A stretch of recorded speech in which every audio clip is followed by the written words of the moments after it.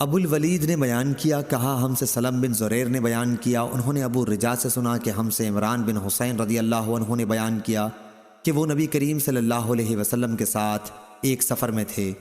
رات بھر سب لوگ چلتے رہے، جب صبح کا وقت قریب ہوا تو پڑاؤ کیا۔ چونکہ ہم تھکے ہوئے تھے اس لیے سب لوگ اتنی گہری نیند سو گئے کہ سورج پوری طرح نکل آیا۔ سب سے پہلے ابو بکر صدیق رضی اللہ عنہ جاگے، لیکن آن حضرت صلی اللہ علیہ وسلم کو جب آپ سوتے ہوتے تو جگاتے نہیں تھے، چونکہ آپ خود ہی جاگتے۔ پھر عمر رضی اللہ عنہ بھی جاگ گئے۔ آخر ابو بکر رضی اللہ عنہ آپ کے سر مبارک کے قریب بیٹھ گئے اور بلند آواز سے اللہ اکبر کہنے لگے۔ اس سے آن حضرت صلی اللہ علیہ وسلم بھی جاگ گئے اور وہاں سے کوچ کا حکم دے دیا۔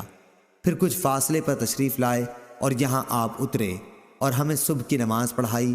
ایک شخص ہم سے دور کونے میں بیٹھا رہا، اس نے ہمارے ساتھ نماز نہیں پڑھی۔ آن حضرت صلی اللہ علیہ وسلم جب نماز سے فارغ ہوئے تو آپ نے اس سے فرمایا، اے فلاں، ہمارے ساتھ نماز پڑھنے سے تمہیں کس چیز نے روکا؟ اس نے عرض کیا کہ مجھے غسل کی حاجت ہو گئی ہے۔ آن حضرت صلی اللہ علیہ وسلم نے اسے حکم دیا کہ پاک مٹی سے تیمم کر لو۔ پھر اس نے بھی تیمم کے بعد نماز پڑھی۔ حضرت عمران رضی اللہ عنہ کہتے ہیں کہ پھر آن حضور صلی اللہ علیہ وسلم نے مجھے چند سواروں کے ساتھ آگے بھیج دیا تاکہ پانی تلاش کریں، کیونکہ ہمیں سخت پیاس لگی ہوئی تھی۔ اب ہم اسی حالت میں چل رہے تھے کہ ہمیں ایک عورت ملی جو دو مشکوں کے درمیان سواری پر اپنے پاؤں لٹکائے ہوئے جا رہی تھی۔ ہم نے اس سے کہا کہ پانی کہاں ملتا ہے؟ اس نے جواب دیا کہ یہاں پانی نہیں ہے۔ ہم نے اس سے پوچھا کہ تمہارے گھر سے پانی کتنے فاصلے پر ہے؟ اس نے جواب دیا کہ 1 دن رات کا فاصلہ ہے۔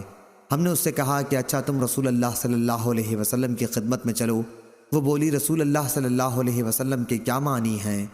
عمران رضی اللہ عنہ کہتے ہیں کہ آخر ہم اسے آن حضور صلی اللہ علیہ وسلم کی خدمت میں لائے۔ اس نے آپ سے بھی وہی کہا جو ہم سے کہہ چکی تھی، ہاں اتنا اور کہا کہ وہ یتیم بچوں کی ماں ہے، اس لیے واجب الرحم ہے۔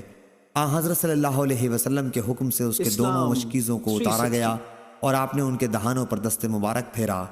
ہم 40 پیاسے آدمیوں نے اس میں سے خوب سیراب ہو کر پیا اور اپنے تمام مشکیزیں اور بالٹیاں بھی بھر لیں۔